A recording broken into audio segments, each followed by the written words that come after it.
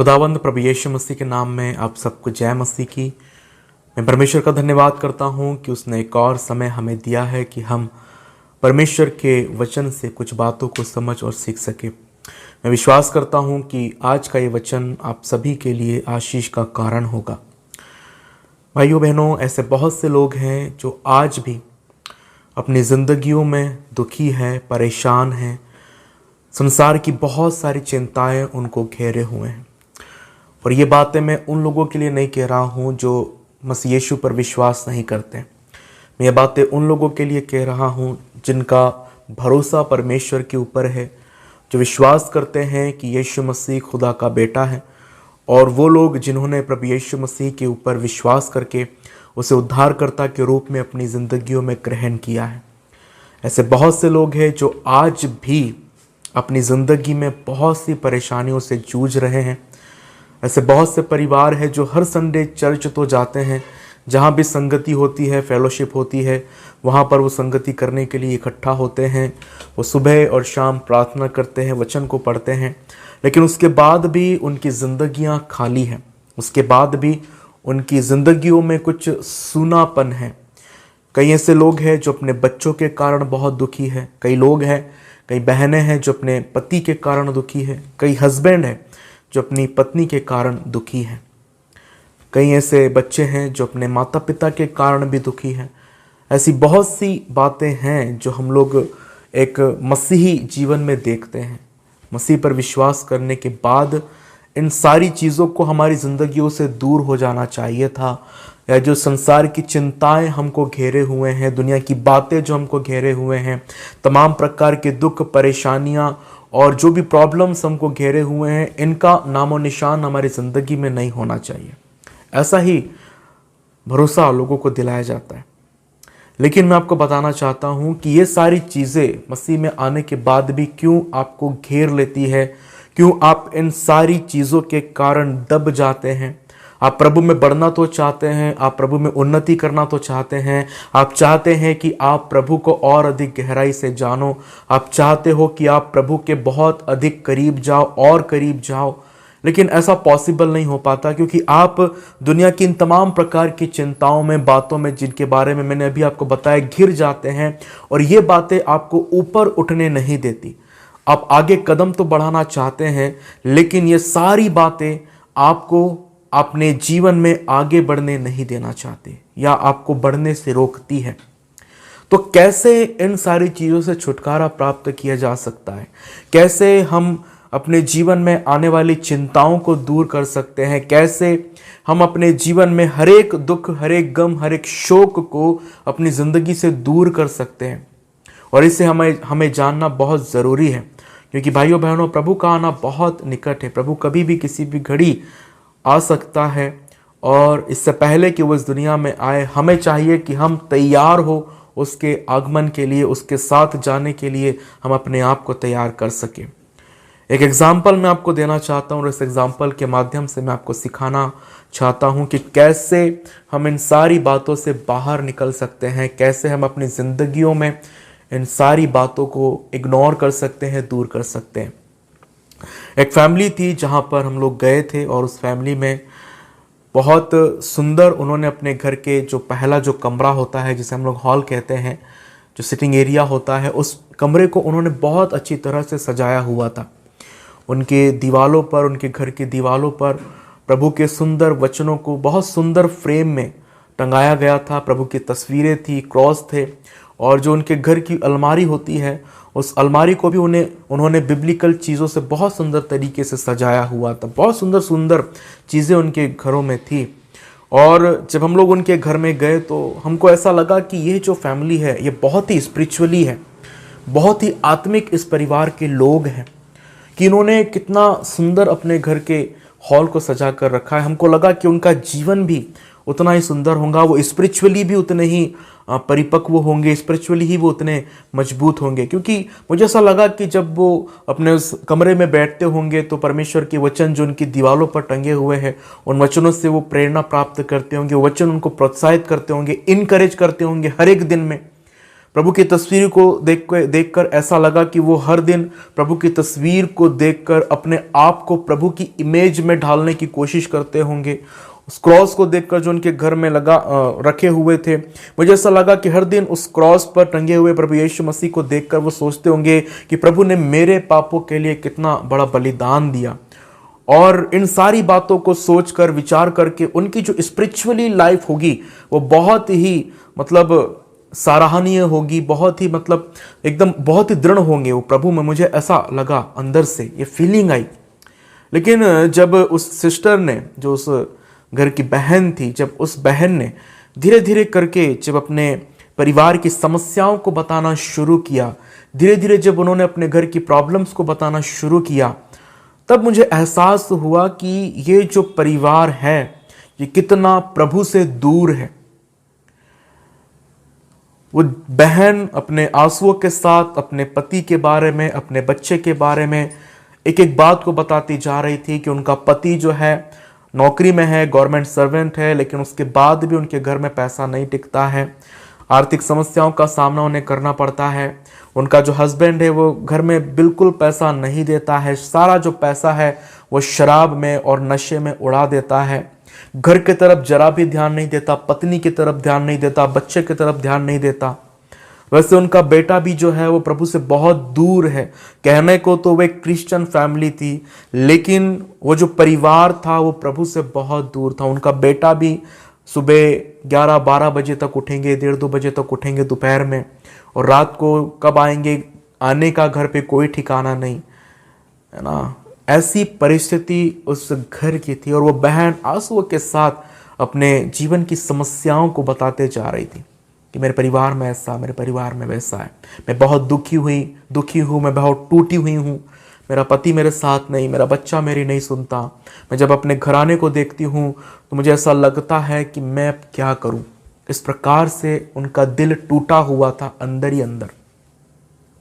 और मैं विश्वास करता हूं भाइयों बहनों कि ऐसी ही सिचुएशन आज बहुत से मसीह परिवारों की होगी, ऐसी ही परिस्थितियां कि उनके घर में बिब्लिकल बहुत सारी चीजें होगी, प्रभु की तस्वीरें होगी, प्रभु का क्रॉस उनके घर में होगा, प्रभु के वचन उनके घर में, उनके दीवारों पर सुंदर फ्रेम में टंगे हुए होंगे।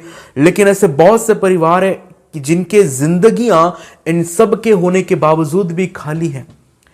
उनके घर में तो प्रभु यीशु मसीह के नाम की सारी चीजें थी, लेकिन उनका जो आंतरिक जीवन था, जो उनका दिल, उनका जो जीवन था, वो पूरी तरह से खाली था, सूना था, बिखरा हुआ था।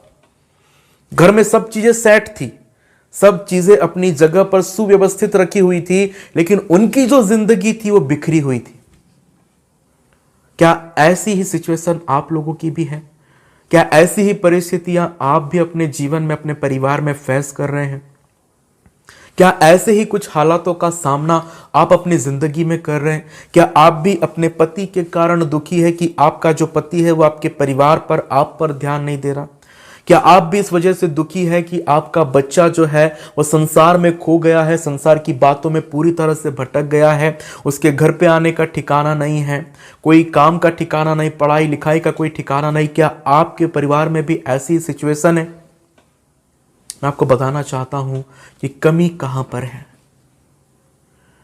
उस फैमिली में कमी थी कि उन्होंने उन सारी चीजों को, जो भी प्रभु यीशु मसीह के वचन से, प्रभु से रिलेटेड थी, उन्होंने उन सब को अपने घर की दीवारों पर सजाया था, अपने घर की अलमारी में सजाया था, लेकिन कभी उन्होंने प्रभु को अपने दिल में जगह नहीं दी। वचन कहता है कि हमारा परमेश्वर शांति का दाता है। प्रभु ने हमसे प्रतिज्ञा की है कि मैं अपनी शांति तुम्हें दिए जाता हूं। वो शांति जो संसार देता मैं तुम्हें नहीं देता, लेकिन अपनी शांति तुम्हें देता हूं। वो शांति जो समझ से परे है, वो शांति जो हमारी जीवन की हरेक परिस्थितियों में हमें सहानुभूति और सांत्वना प्रदान करती है, हमारे मन को शांत करती है, वो शांति प्रभु ने पहले से हमको देकर रखी है। लेकिन कमी यहां पर है कि हमने उसे अभी तक एक्सेप्ट नहीं किया, अभी तक वो हमारे दिल के बाहर ही है। कमी यहां पर है कि हमने प्रभु के वचनों को सिर्फ दीवालों तक ही सीमित रखा है। उस वचन को हमने कभी अपनी जिंदगियों में अहमियत नहीं दी। दीवाल में टंगा हुआ था कि प्रभु में सदा आनंदित रहो, लेकिन उसके बाद भी वो बहन बैठकर रो रही थी, आंसुओं को बहा रही थी। क्यों? क्योंकि उन्होंने प्रभु के आनंद को अपनी जिंदगी में जगह नहीं दी थी। वो उस दीवाल तक ही सीमित था। धन्य वचन दीवाल पे टंगे हुए थे, लेकिन उन धन्य वचनों का एक अंश भी उनके जिंदगी में देखने को नहीं मिला। कमी यहां पर है। आप में से ऐसे बहुत से परिवार हैं जो अपने घर में परमेश्वर के वचन को टंगा कर रखते होंगे और दिखने में बहुत सुंदर लगते हैं, और अपने घर की शोभा को बढ़ाने के लिए लोग ऐसा ही करते हैं। लेकिन वो सिर्फ अपने घर की शोभा को बढ़ाने के लिए ऐसा करते हैं, अपने मन की शोभा को बढ़ाने के लिए वो अपने मन में, अपने दिल, अपनी जिंदगियों में उस वचन को जगह नहीं देते हैं। प्रभु की तस्वीर तो उनके घर में टंगी रहेगी, लेकिन उस तस्वीर को कभी वो अपनी जिंदगी में, अपने जीवन में नहीं उतारते। कभी उस इमेज को देखकर वो कोशिश नहीं करते कि मैं भी अपने आप को प्रभु के जैसा बनाऊं कि जैसा प्रभु था। पौलुस कहता है कि तुम्हारा स्वभाव, कि जैसा मसीह यीशु का स्वभाव था वैसा तुम्हारा ही स्वभाव बने। लेकिन वो स्वभाव उस तस्वीर को देखने के बाद भी हमारी जिंदगी में नहीं आता। प्रभु मन में दीन था, नम्र था, वो गाली सुन के गाली नहीं देता था, वो किसी को धमकी नहीं देता था। पतरस की पत्री में हमें इस बात को देखने को मिलता है, जहां पर बाइबल हमें प्रभु यीशु मसीह के कैरेक्टर, उसके चरित्र के बारे में बताती है कि वो अपमान की बातें सुन लेता था, निंदा को सुन लेता था, लेकिन कभी पलटकर जवाब नहीं देता था।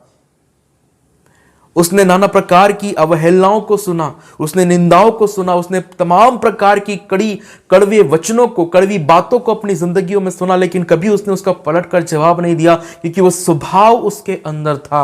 वो सहनशीलता, वो नम्रता, वो दीनता, वो प्रेम, वो दया उसकी जिंदगी में थी। उसने प्रभु को, अपने परमेश्वर के वचन को अपनी जिंदगी में उतारा था, अपने दिल में उसने उसको जगह दी थी, और इस वजह से उसका जीवन सफल जीवन था। क्या हम अपनी जिंदगियों में इस बात को सोचते हैं? क्या हमने अपने जीवन में प्रभु के वचनों को अहमियत दी है? मैं विश्वास दिलाता हूं कि आज जो वचन आपकी दीवालों पर टंगे हैं, जो प्रभु की तस्वीर आपकी दीवालों पर टंगी हुई है, अगर आप उसे अपनी जिंदगी में जगह देंगे तो आपके परिवार में भले ही कुछ हो, आपको किसी भी बात की परवाह नहीं होगी, क्योंकि आपका भरोसा परमेश्वर के ऊपर होगा। और आप इस बात को बिलीव करेंगे कि आज भले ही आपके परिवार में उथल पुथल है, आज भले ही आपका पति आपकी नहीं सुन रहा, आज भले ही आपके बच्चे आपके जीवन में दिख रहे हैं कि उनका भविष्य अंधेरे में है, लेकिन अगर आपका भरोसा परमेश्वर की प्रतिज्ञाओं पर, परमेश्वर के ऊपर होगा, तो आप कभी भी उनके बारे में चिंता नहीं करेंगे, क्योंकि आपको यह भरोसा होगा कि प्रभु एक दिन मेरे पति को और मेरे बच्चे को सही रास्ते पर जरूर लेकर आएगा। यह भरोसा आपकी जिंदगी में होगा। प्रभु का वो वचन आपको अंदर से प्रेरित करेगा कि आप प्रभु की बातों के ऊपर बिलीव करें, भरोसा करें, विश्वास करें।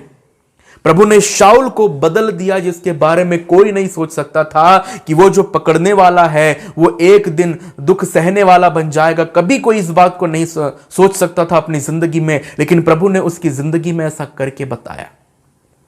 उसको पूरी तरह से प्रभु ने बदला। लोग विश्वास नहीं कर पाए कि ये वही शाऊल है जो मसीहों को पकड़वाया करता था, मारा करता था, बंदीगृह में डाला करता था। ऐसा प्रभु आपके परिवार में कर सकता है अगर आप प्रभु को अपनी जिंदगी में, अपने जीवन में महत्व देंगे। गले में क्रॉस टांगने से या अपनी बॉडी पे क्रॉस के टैटू लगाने से आप मसीही नहीं हो जाते भाइयों बहनों।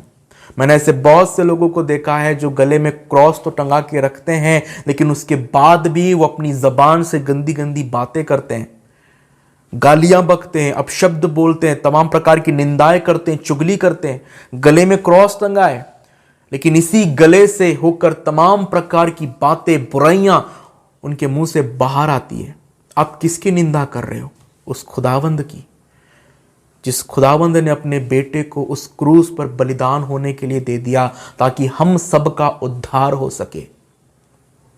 उस क्रॉस को अपने गले में नहीं, अपने दिल में छापो, याद रखो कि उस क्रूस पर कितनी असहनीय पीड़ा में होकर हमारा प्रभु यीशु मसीह हमें पापों से छुड़ाने के लिए मरा है। उस बात को याद करो। हम तभी इन सारी चीजों से छुटकारा प्राप्त कर सकते हैं जब हम अपने दिल में प्रभु को और उसके वचन को जगह देंगे। बाइबल के वचनों को पढ़ना और उसे अपनी जिंदगी में लागू करना, ये दोनों अलग अलग चीजें हैं। पढ़ कोई भी सकता है। अब बाइबल को एक नॉवल की तरह पढ़ सकते हैं, एक साधारण पुस्तक की तरह पढ़ सकते हैं, लेकिन जब तक आप उसे अपने दिल, अपनी जिंदगी में नहीं उतारेंगे, वचन कभी आपकी जिंदगी में काम नहीं करेगा।